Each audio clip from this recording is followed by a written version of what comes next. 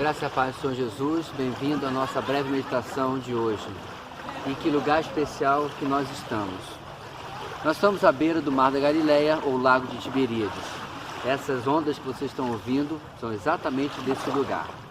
E este lugar aqui é conhecido como o lugar onde Pedro recebeu o seu patriarcado, digamos assim, ou sua primazia da parte de Cristo. Mas eu prefiro enxergar por aquilo que o texto realmente diz. É o lugar onde o Senhor Jesus restaurou o seu apóstolo depois dele ter negado a Cristo 3 vezes. Isso nós encontramos em João capítulo 21. É muito provável que Jesus e Pedro conversaram em aramaico, a língua corriqueira do dia a dia na Jerusalém, na Israel, na Judéia dos dias de Jesus. Os textos sagrados estavam em hebraico, mas o aramaico era usado no dia a dia. Por uma razão que nós não sabemos exatamente por que João registrou, porque ele escreveu em grego, fazendo uma diferenciação do verbo amar, da forma como ele trata a conversa.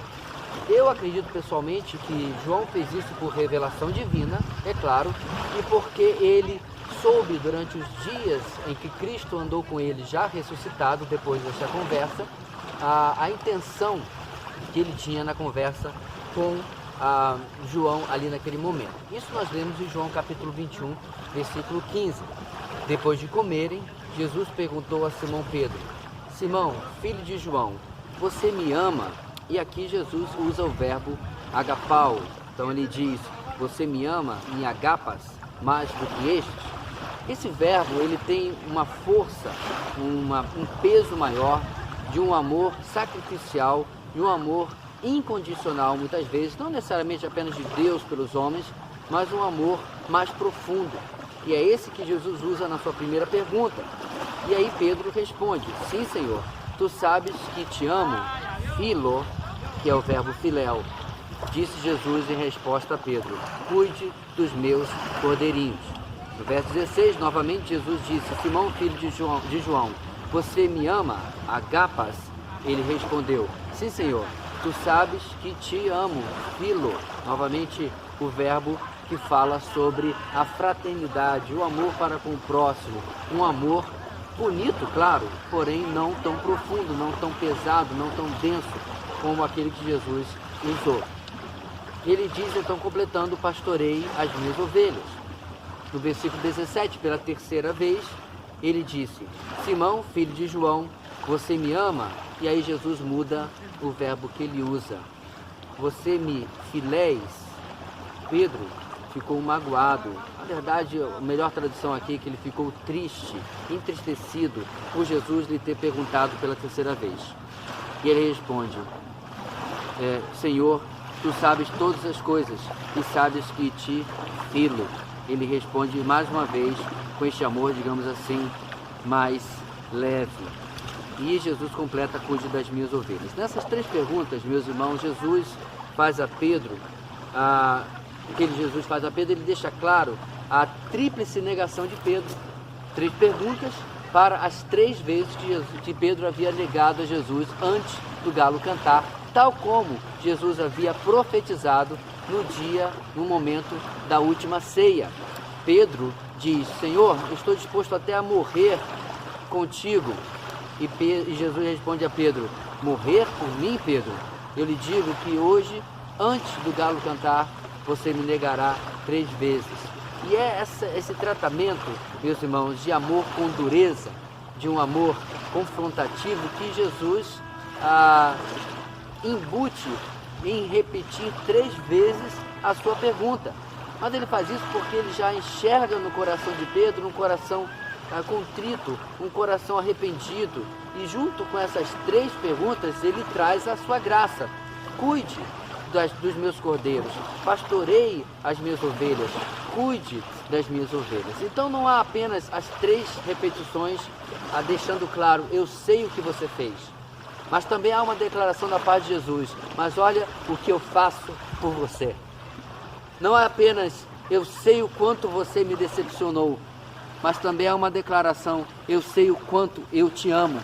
E assim há essa resposta da parte de Jesus para com Pedro. Nessas duas vezes em que Jesus diz ágapas, né, esse amor mais profundo, você me ama de verdade, tal como o amor que eu tenho lhe demonstrado, e que duas vezes Pedro responde, filo, isto é, Senhor, eu te amo com toda a minha força, mas eu não consigo te amar com a força que o Senhor me ama. É isso que Pedro está respondendo aqui. Então, por mais que nós queiramos ser um pouco duros com Pedro aqui na sua resposta, nós podemos também ser misericordiosos em ver que Pedro está dizendo, eu não estou à altura do quanto o Senhor me ama. Eu não chego perto do quanto o Senhor me ama. Eu não merecia estar aqui sentado comendo esses peixes com o Senhor. Eu não merecia ser amado pelo Senhor. E por isso o meu amor é pequeno. Meus irmãos, uma das coisas que eu mais detesto na vida é a imitação que nós muitas vezes tentamos fazer de um amor por Deus.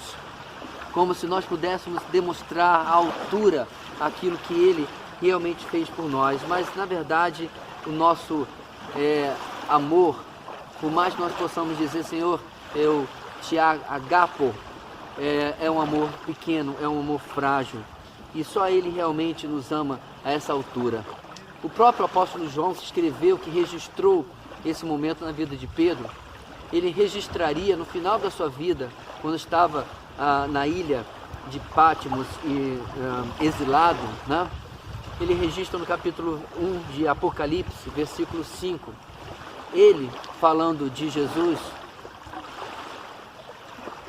ele nos ama. E João não tem dúvida em usar agape aqui. Ele diz, ele nos agaponte, ele nos ama, e ele completa, e nos libertou dos nossos pecados por meio do seu sangue. Neste lugar tão especial, meus irmãos, que obviamente é muito difícil até falar, eu quero exaltar a graça e a misericórdia do nosso Senhor, de não apenas nos amar, mas a sabedoria popular diz que todo mundo precisa ou merece uma segunda chance. O mais tremendo sobre o nosso Senhor é que nós não merecemos nem a primeira chance, quanto mais uma segunda chance. E se nós olharmos mesmo na vida exemplar, ou como exemplo de Pedro, ele teve várias chances e outras da parte do Senhor.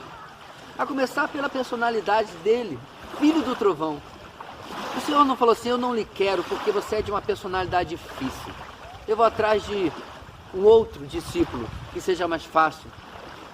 Pedro era sempre jogado e Jesus sempre lhe dava mais uma oportunidade. Pedro é aquele que acerta, tira um 10, tu és o Cristo, Filho do Deus vivo. E logo depois é repreendido por Jesus, chamado de Satanás, porque era contra Jesus ir a Jerusalém e morrer. E o Senhor continua lhe dando outras oportunidades. Vale a pena? Às vezes eu pergunto ao Senhor, vale a pena as oportunidades que o Senhor me dá? Bem, eu posso falar sobre Pedro. Porque em Atos capítulo 2, quando as pessoas estavam ali olhando os discípulos cheios do Espírito Santo, o texto diz, levantando-se Pedro com os 11. E ele prega aquele sermão maravilhoso, ousado, corajoso. E aí você conhece boa parte do resto do que Atos narra sobre Pedro, e provavelmente sabe do que a tradição fala, de quando chegou perto da sua morte, e a sua morte, a sua sentença era crucificação. O último pedido de Pedro era apenas que ele fosse crucificado de cabeça para baixo, abre aspas, porque eu não sou digno de morrer da mesma forma que o meu Senhor. É provável que essas pedras aqui foram colocadas pelo governo local. É muito provável que isso tudo já foi muito alterado. É muito improvável que eu esteja sentado em uma pedra perto de onde Jesus conversou com Pedro.